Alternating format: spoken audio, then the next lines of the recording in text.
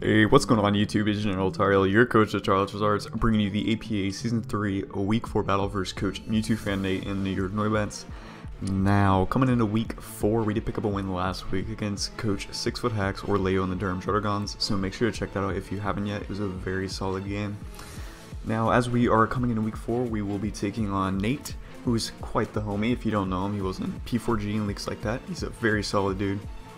Just hit 1K subs not long ago, which was pretty hyped for him, and I'm glad they hit it. And he was actually my 250th sub, so that was cool. Make sure to subscribe if you haven't yet, as well as me too, and my opponent Mewtwo Fan Nate. And make sure to check out everyone below in the description as well. So Nate is unfortunately 0-3 with his current team. I know he isn't enjoying it too much, and he plans on making transactions, but I feel like it's still a very solid team. I guess it just doesn't work for him. You know, a lot of Pokemon are like good, but some coaches just don't do well with them, or they just don't enjoy them or something like that. So Nate's thinking about making some transactions after this, but you know, we're still gonna make do. So make sure to check out the team builder for this video if you do not remember the team yet. I'm just gonna quickly give a brief description. I had a Yachi Berry Lando with 3 attack stealth rocks. I had a Bulky Toxapex with Shuckleberry Haze and Venoshock. I had Alakazam with Charge Beam and 3 coverage attacks. I had Scarf Togekiss with Trick. I had a Tanga Berry Greninja with Spikes, and I had a AV Electros. So as we were getting into the battle, I saw the 6 that Nate brought, and I wasn't really too surprised on what he brought. I was more so surprised that he decided like Ambipom over Gligar. I thought he would have needed the extra bulk. But he opted Ambipom, which is still fair because Ambipom can't do damage.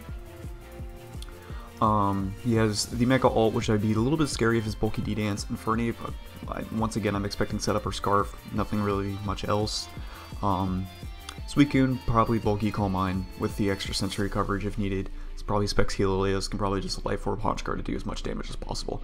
So that was my thought process at the beginning of the battle, and I also noticed since he doesn't have Gligar, his only possible form of Stealth Rocks are Infernape, so if he leads Infernape, I know he has them on him.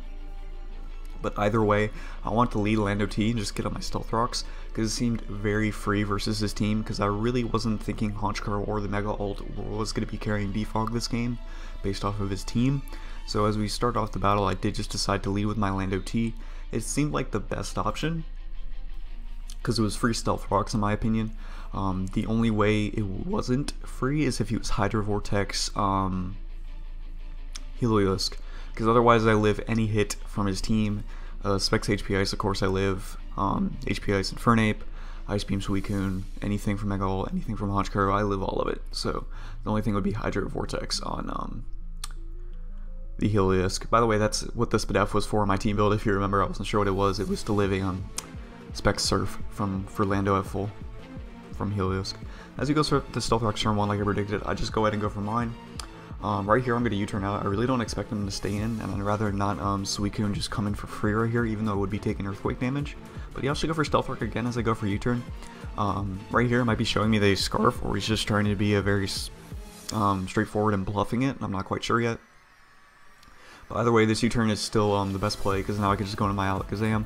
This is a free Charge Beam, because 1, if he is Scarfed, he has to switch out here. 2, if he is not Scarfed, I live any hit because I am the Focus Sash.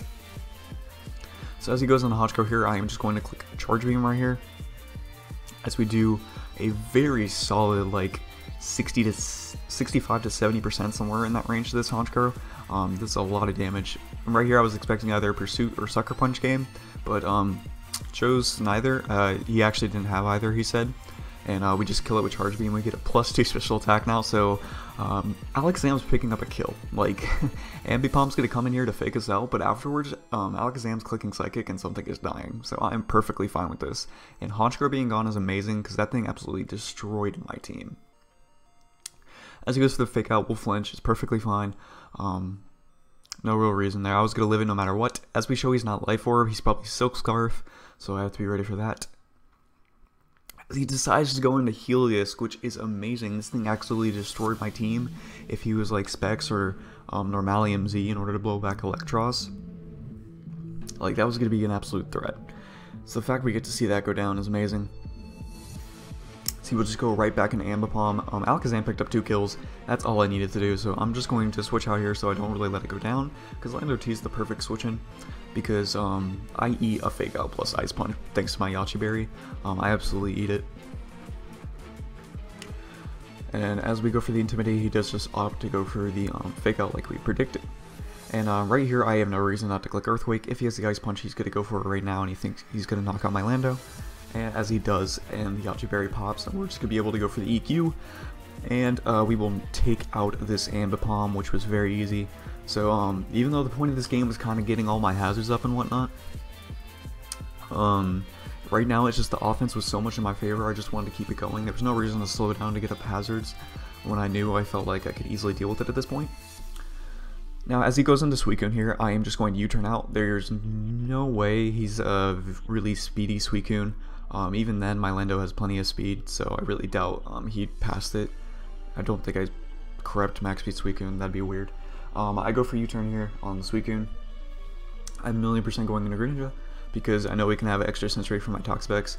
And as he goes for extra sensory right here, it shows me that he's probably more of an offensive Suicune, because otherwise he would have went for a Calm Mind that turn and click extra sensory the second turn versus Toxapex. So as he switches out here, he goes into Infernape versus my Greninja, which is interesting. So I guess he was just predicting Taunt, but that's perfectly fine because now I can just switch into my Togekiss. The defensive, or the amount of HP I have in my Togekiss allows me to live a Scarf Stone Edge after Stealth Rocks if he does opt to go for that this turn. But he does just go for the Mach Punch, and that does absolutely nothing. Togekiss just eats that, and now I just get a kill with Air Slash, basically.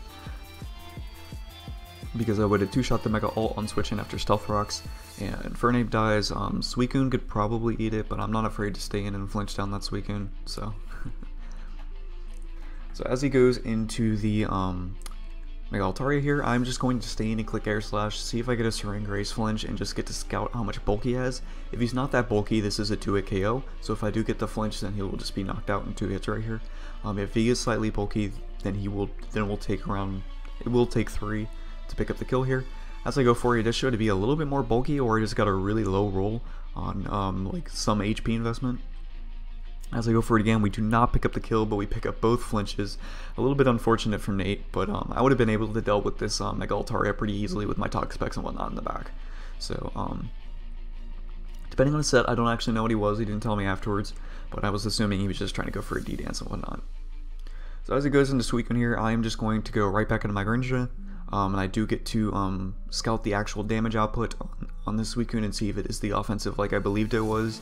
And if it does opt to go for a Calm Mind, I just get to taunt it right there, and then they'll be much easier to deal with at that point. As he opts to go for the Ice Beam, this damage on Greninja does show that he is a modest spec Suicune, which is pretty powered, probably 2-shot defensive Toxapex or something like that. I'm just going to go for the Scald here the next turn, since I know he is modest specs, he can't change his moves. I'm just going to try and get off this Scald Burn, make it a little bit easier to wear it down. I know he can't go for Rest or anything, so it seems like a fair play. And at this point in the match, I'm just going to opt to switch into my Toxapex, and just so he can't break me at this point. So as it's just Toxapex for Suicune, I will just skip through these turns so we don't have to go through it, because it's pretty pointless to be completely honest. I do get frozen, and I get out of it. I just recover up and whatnot. We go for Venoshock. Doesn't even kill the Suicune, but the Suicune will go down to the Scald Burn, so Greninja picks up that kill. So we win 6-0 for Week 4, which is absolutely amazing, because the divisions are a little tough between KyleAye and JacubAsAlways, so picking up a very solid win with a great differential is always needed. Even my boy Miticus is starting to pick up some W's, so he's starting to be a threat. So, it was just a very solid game. I prepped really well for this one. I was really happy about that. Nate did a great job. It was just kind of hard to break through my team. It is for a lot of teams, it seems like. I'm not saying that in a cocky way, but it's just a pretty solid draft. People know that. People wonder how I got this core and stuff like that. But Nate had it pretty interesting prep in my opinion. It probably could have worked too in a few cases. He actually said he was AV Honchkrow, and I got like a max roll on it with Charge Beam. I mean, it was still gonna get 2-shot, but AV Honchkrow is nice tech for Alakazam. He did have, I mean, Spec Suicune's pretty interesting. I still think the Calm Mind Extra Sensory on the Talk specs might have been better. I don't think it would have two-shotted though if I would have just hazed them and stuff like that though, so that makes sense. Ambipom's always power, so I can agree with that. Ambipom to the top, you know. Stealth Rocks and FIRIN was also a good call. Bulky Mega Altaria was a good call. I wish I would have known what it was. I kind of felt bad flinching it twice, but that's Togekiss things, you know. So, as we did pick up that 6-0, we are sitting at 4-0 with a plus 15 differential, I want to say. No, it's higher than that. What is it? Oh, it's 4-0 plus 18 differential, that's right. So that is absolutely amazing. We were averaging like 4.5 differential per game so far, which is absolutely insane. Hopefully we can continue the win streak coming into the next few weeks for APA. Next week we will be taking on Curt in the Adelaide Absols. Make sure to check him out if you have not already. It will definitely be an interesting game. Curt is a good friend, so I'm looking forward to that one. So that will be it for me this week. Make sure to check out my P4G video if you haven't already. And once again, make sure to check out the team builder that I did for this one to really get an in-depth reason on the reason I brought this team and why. But anyways, that'll be it for me this week, guys. Make sure to sub, like, share, deuces.